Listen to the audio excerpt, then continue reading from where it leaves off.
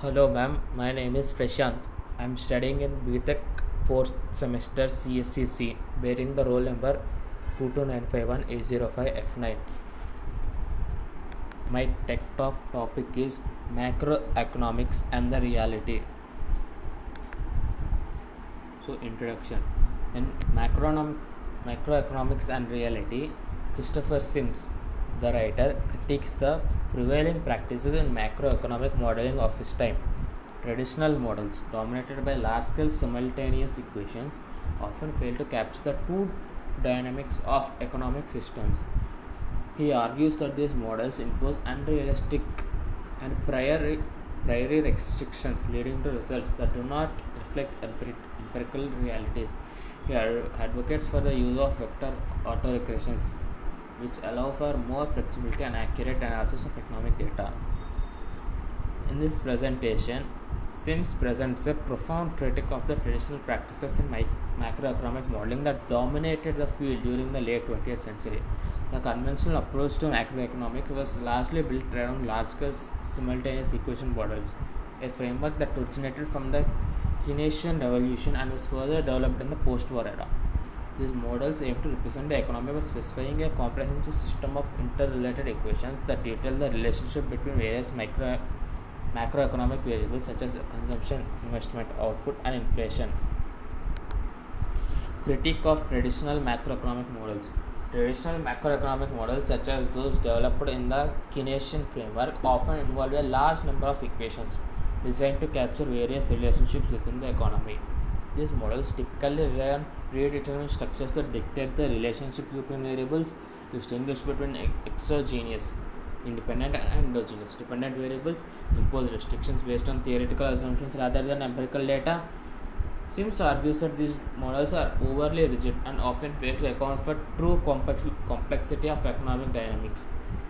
The strong a priori restriction can lead to biased or inaccurate results, as they do not allow the data to speak for itself. Introduction of vector autoregressions, VARs. VARs. VARs present an alternative approach to traditional models. Unlike simultaneous equation models, VARs treat all variables as endogenous. This means that each variable in the system is considered potentially influenced by all other variables in the system. The key feature of VARs include flexibility.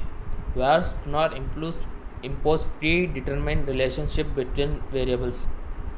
Instead, they allow the data to determine the structure of the model. Dynamic analysis. VARs are well suited for analyzing the dynamic behavior of economic systems over time. They can capture the evolving interaction between variables. Empirical focus. VARs rely heavily on empirical data, making them more adaptable to real-world economic conditions. Estimation and interpretation of VARs. The process of estimating VAR model involves several steps. Lag length selection. Determining the appropriate number of lags, previous time periods, to include in the model is crucial. This decision affects the model's ability to capture the dynamic relationship between variables.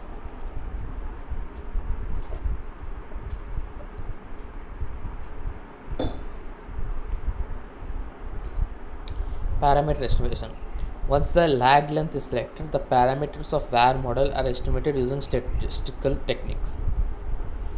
These parameters reflect the influence of past values of each variable on the current values of each of other variables.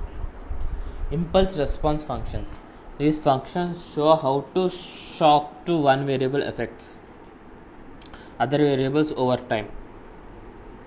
They provide insights into the dynamic interaction within the system. Variance decomposition. This technique breaks down the variance of each variable into contributions from each shock. It helps identify the relative importance of different shocks in explaining the behavior of each variable. Empirical applications of VARs. Sims provides several empirical examples to demonstrate the practical utility of VARs. These examples showcase how VARs can be used to analyze real-world economic data and generate meaningful insights. Key applications include monetary policy analysis.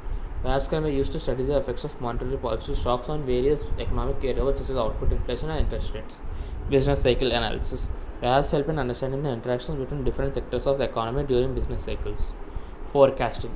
VARs are valuable tools for forecasting future values of economic variables based on the past behavior. Comparison with traditional models.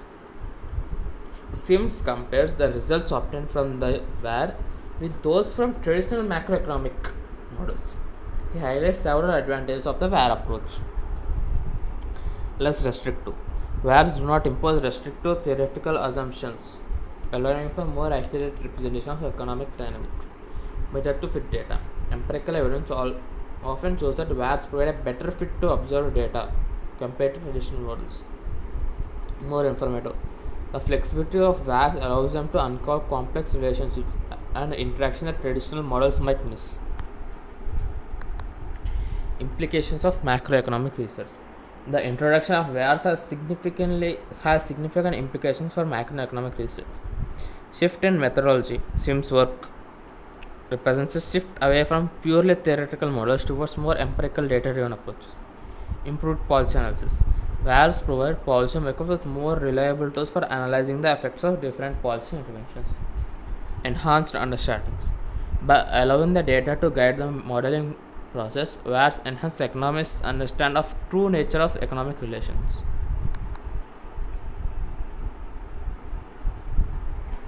Christopher Sims concludes that VAR offers a superior framework for macroeconomic analysis compared to traditional models. They provide a more flexible, accurate, and empirically grounded approach to studying economic dynamics. Sims' advocacy for VARs has profound impact on the field of macroeconomics, leading to widespread adoption of his methodology and empirical research. Detailed analysis and discussion. Background and motivation. The motivation for Sims' critique stems from the limitations observed in the traditional macroeconomic models. These models, while theoretically sound, often fail to capture the complexities and nuances of real-world economic data.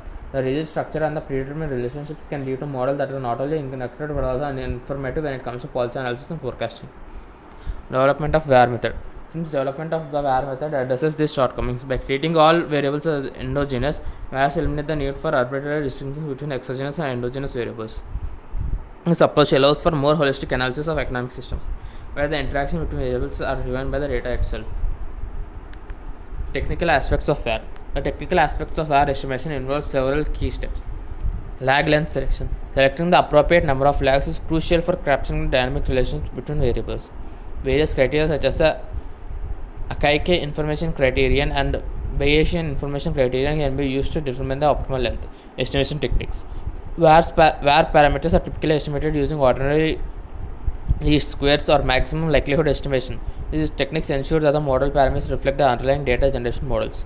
Model diagnostics. After estimating the VAR model, it is essential to perform diagnostic checks to ensure the validity of the model.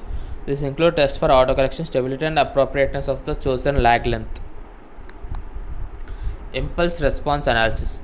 Impulse response functions (IRFs) are a key output of VAR models. This tests the effects of a one-time shock to one of the variables on the entire system over time. This analysis provides insights into the dynamic interaction and can help identify the transmission mechanisms of different shocks. For example, an IRF can show how a shock to monetary policy affects output, inflation, and interest rates over several periods. Variance decomposition. Variance decomposition further enhances the understanding of economic dynamics by quantifying the contribution of each shock to the variable in the system. This analysis helps identify the primary source of fluctuations in the economy.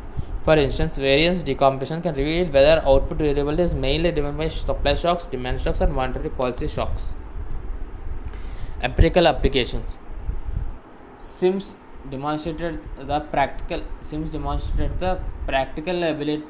utility of VARs through several empirical applications. These examples highlight how VARs can be used. Analyze the effects of monetary policy. By estimating VAR models with variables such as interest rate, output, and inflation, researchers can study the impact of monetary policies on the economy. This analysis can inform central banks about the effectiveness of their policy interventions. Understanding business cycles. VARs can help identify the factors driving business cycles and the interaction between different sectors of the economy. This understanding is crucial for designing policies to mitigate the adverse effect of economic downturns. Improve forecasting. The dynamic nature of VARs makes them valuable tools for forecasting future values of economic variables. Accurate forecasts are essential for policymakers and businesses to make informed decisions. Comparison with traditional model. Sims comparison between VARs and traditional models reveals earlier advantages of VAR approach. Flexibility. VAR flexibility, empirical validity, and information results, as we have seen before. Now, conclusion. Christopher Sims' Macroeconomics and Reality marks a turning point in macroeconomic research. By introducing VARs, Sims provided a more flexible, accurate, and empirically grounded approach to studying economic dynamics. The impact of his work has been profound, leading to widespread adoption of VAR methodologies and a shift towards more empirical macroeconomic research.